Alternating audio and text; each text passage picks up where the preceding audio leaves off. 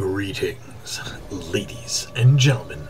Welcome to some super happy fun time NuubCast. Yes, this is Blamus, bringing you this 1v1 on Tal'Darim Altar. Yes, this is... I have no idea who this is. Holy crap.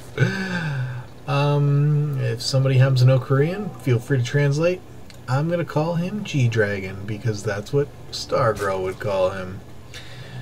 G-Dragon's opponent, Tazernix, the old faithful Masters Protoss, kicking it live on the Korea server. This is Tazernix is a fairly high Masters player on the NA server. However, he is in the Diamond League on the Korea server, which simply goes to confirm the rumors that we all hear and are consistently told how things are so much better over on the Korea server, that the Masters players over here are Diamond players over there, and it's true. I'd like to start this game today. As you see, the spawning pool almost complete already for G-Dragon. I'm going to tell you that's what that stands for right there, G-Dragon. Little PSA for you. Moves the forge, goes down here. Ooh, and we have 6 lings out already. This was a 10 pool. 6 lings coming. This might be tough for Tazernix to hold because the cannon will not be up in time, and he will not be able to wall off it the way that he would like. He's gonna have to drop the cannon and have something blocking here. Anyway, as we see these 8 Zerglings creeping across the map on your mini map, and there they are. My PSA is the... Oh, gee, they're just gonna walk right by. Why wouldn't you just walk right by? Just walk right by. Walk right by. Walk right by.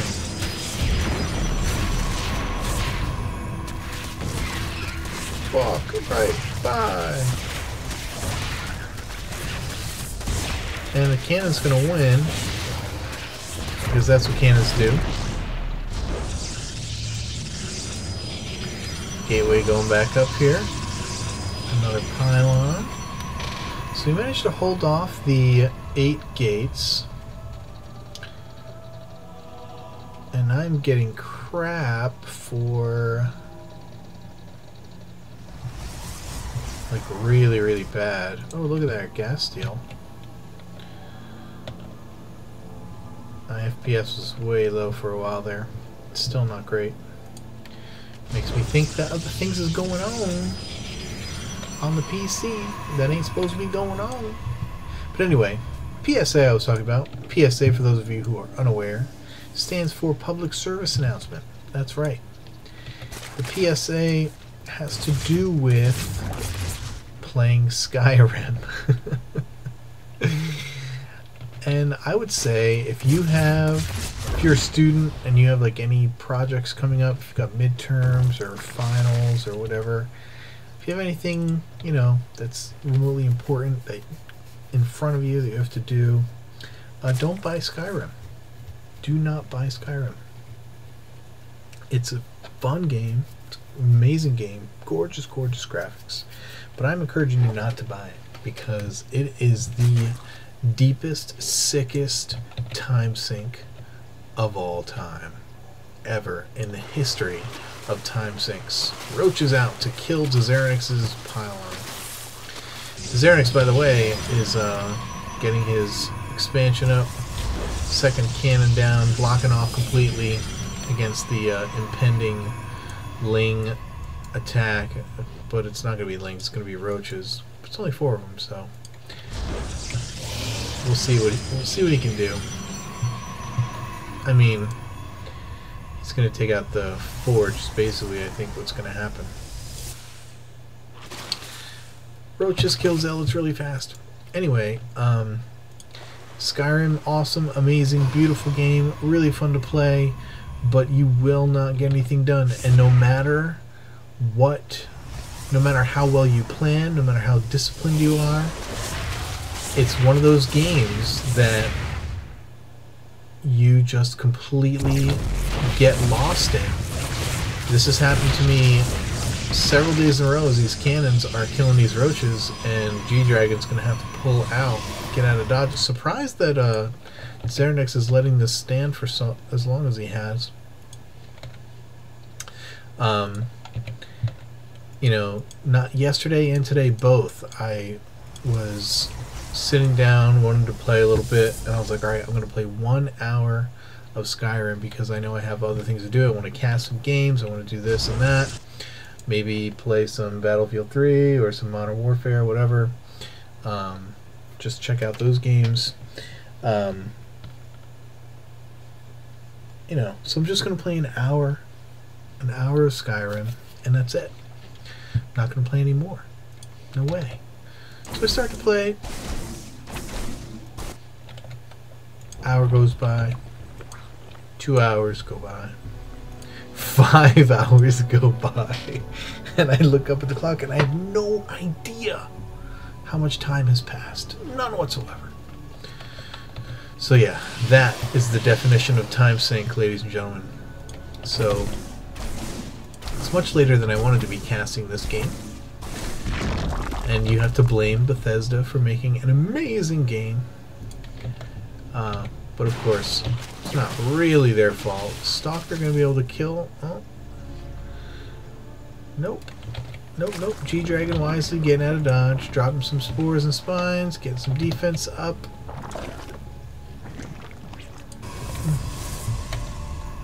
Pardon me. I guess a lot of Zergs are getting spore crawlers just for the fun of it. I mean, not just for the fun of it, but just in case. Just in case they need that extra defense. There's some kind of Stargate they haven't scouted and they want to check it out, make sure that they're not going to get caught by surprise. I mean, and why not? It's not that much in minerals. Think about it. G-Dragon going to lose this Overlord. Spire's on the way. We've got fast Overlords coming, fast Zerglings coming. Probably going to have Blink from this Twilight when it finishes. Yep, there it is. And we've got Observers en route, upgrades galore. We're already up on level 2 attack. And we've already got level 1 ground. And looks like the Xernex wants to put a little bit of pressure on.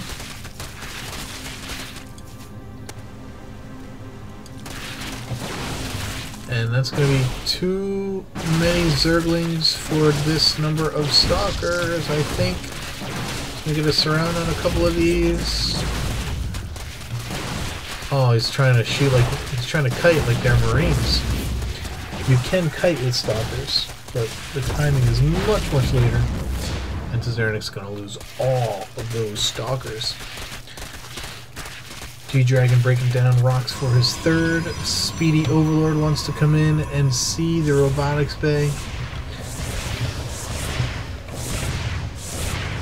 Oh, shoot. Oh no, yeah. Why not just kill this guy? Why not just kill this cannon? I don't know. That seemed excessive because he had to kill 150 cannon and 150 building. I don't know. I thought maybe he could have just killed this cannon alone. And that would have been sufficient to get his army out. Muta's coming in the back here, coming in into the main. And Xernex pulling out those probes. He has very little anti-air here, just a couple of sentries. They are not going to be able to do the job against these Mutalisks.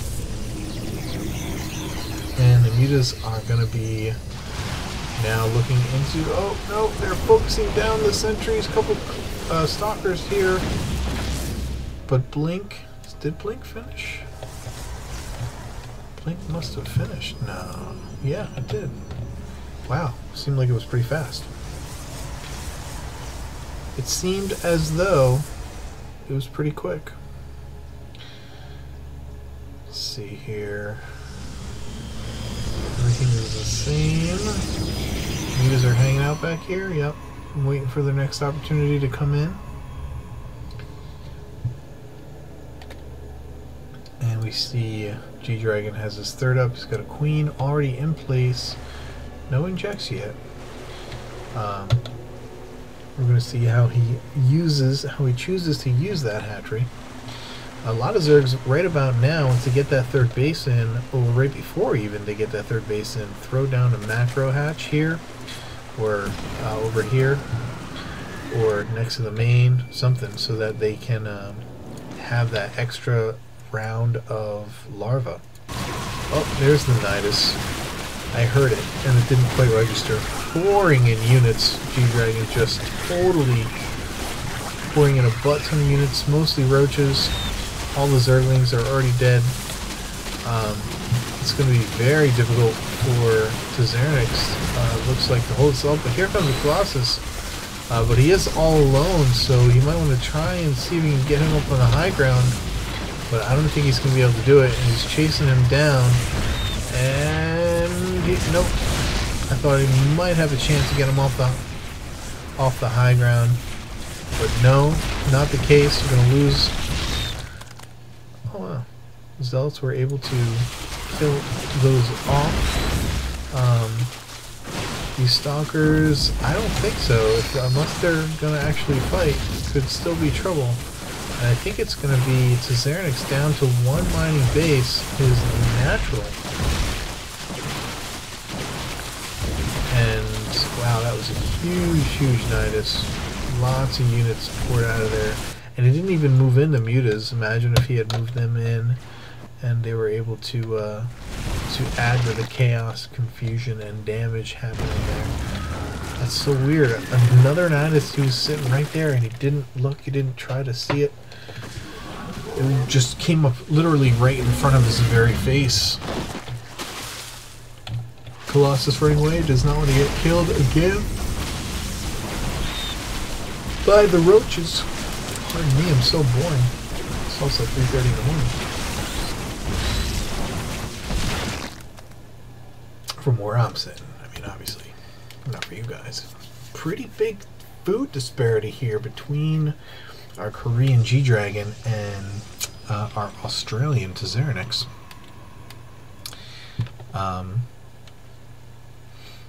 Let's check out the unit counting station. 64 drones to 44 probes. That is a huge lead, but it does make up the majority of the food lead that G-Dragon has over Tzernix. 7 mutas, 17 roaches. Yet not much of an army to compare here. 3 zealots, 9 stalkers, and a colossus. Not going to get you too far, as we see a 4th base down for Tzernix.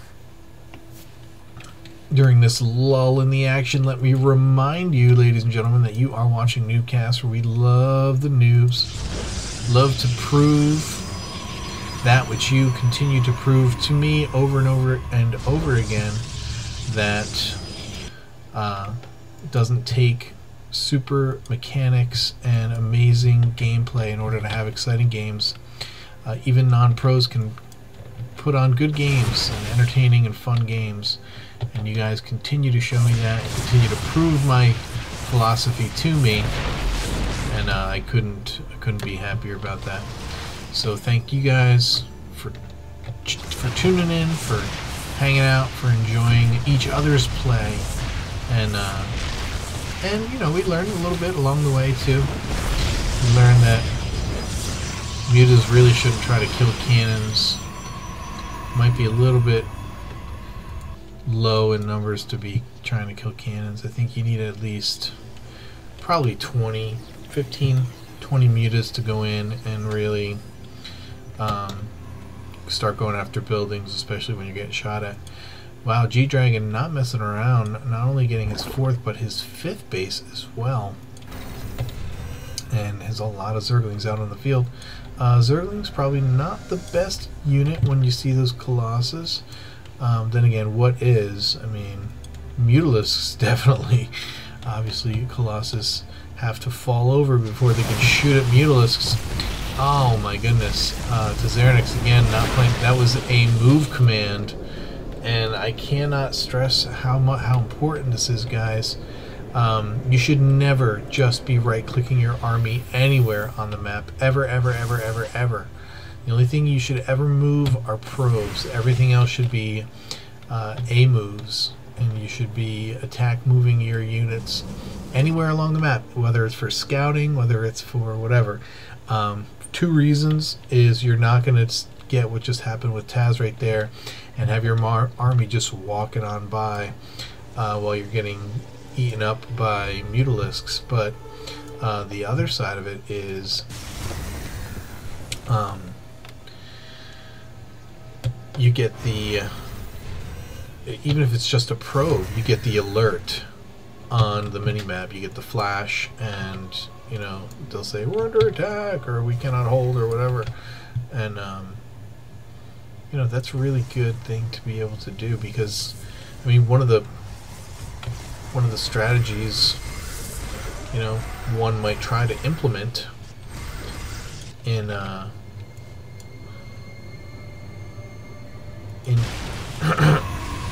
in that situation is well, never mind. I was about to say something that was probably really retarded. I'm not going to say it.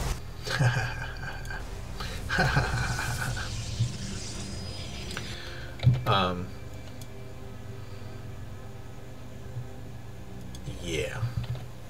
I think the sleepiness is creeping in, and my brain has shifted into autopilot. And this is a fairly large army here by G-Dragon, nearly maxed. Tazernix not afraid, going to drop this Nexus in spite of this Overlord just sitting there wanting so badly to poop all over it, and so it will. And good cancel by Tazernix, getting these Mutalisks out of there. Where's that Nidus? Where's the Nidus? He's got the Nidus touch. There he is. And this one here is not necessarily for the attack, but to functioning like a proxy pylon for Protoss, being able to just warp units to where the battle's going to be as they are ready to go. And that is a substantial amount of food, and he is going to get a surround on this army. Holy frijoles, that's going to be big. Taz wisely microing his Colossus, putting them in the best possible position to do the most amount of damage over the long haul, and that was actually very well done. Look at this. 7, 11, 11, 5 kill Colossus.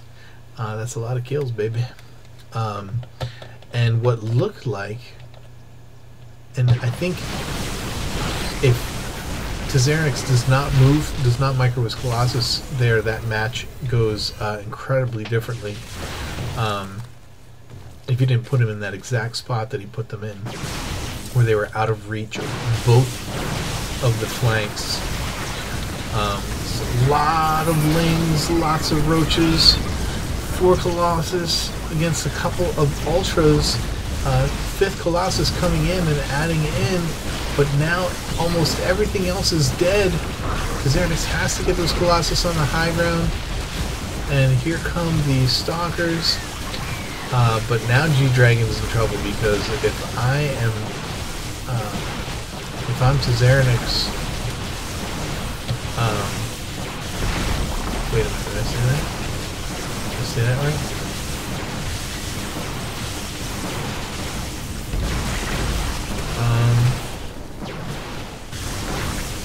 Yeah, those roaches should have killed everything there, but because of good positioning, Tazernix is able to keep these guys alive.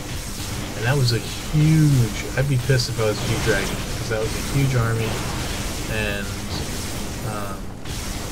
I think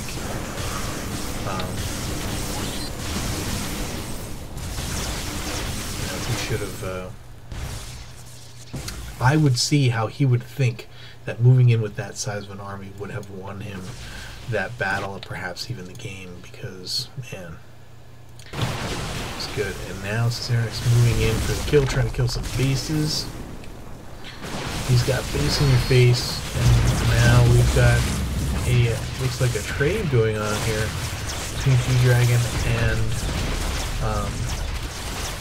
Xernex. When you make up one name, my brain thinks I gotta make up both of them. And here comes the Xernex's army back into the mix. Doesn't want to leave his base to these units. And that's really the big decision you have to make when you're at the point where it looks like you might have to base trade. You have to decide at what point am I going to be sending my family back to handle the game. I just want to I want to warn you that I'm realizing that I'm like half asleep right now, so I may be saying some like weird ass shit that might be completely incoherent, and if I am doing anything like that, then I apologize greatly.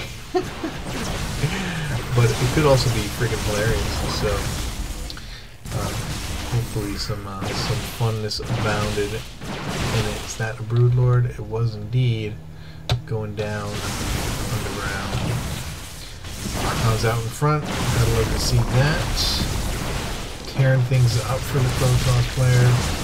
Archon's in the late game are so freaking baller. That splash, especially against Zerg, is so important. Mutas, I was watching GSL, and it was Huck against one of the Zergs. He lost to, as he should have lost every game he played. Except maybe the last one. He had this Archon that, with like 2 hits, had to have done like 100 or like 250 damage just amongst this flock of Mutalisks. None of them died, but the 2 hits they took, like all of them were in the red. A couple were in the wait a minute. This was not a full all-out base trade. I mean, there was some... Anyway, yeah, that's the decision you have to make. Xernex made the decision to come back to protect his base, and he did. He was able to kill that army, and then he went back on the offensive and finished G-Dragon off. Somebody told me that this was a base race. This is not a true base race. This was... A base race is when you decide against going back and trying to defeat his army and saving your base. That's not a base trade. You are base trading when you're completely all in. Your opponent is in your base, you're in his base, you're killing each other's crap, and you're crossing your fingers hoping that you get to the end of his stuff before he gets to the end of your stuff, because in this game that means it's over. Hope you enjoyed this one. It was a pretty good game. I apologize again if my commentary is a little bit incoherent, because I am I'm brain mush right now, I'm pretty sure, and so I may have said some pretty ridiculous things, or started to anyway, during that cast. But thanks a lot, guys. Send your replays to NuubCast@gmail.com. Only the good ones. And in the meantime, we'll see you tomorrow. Keep climbing that ladder. Peace.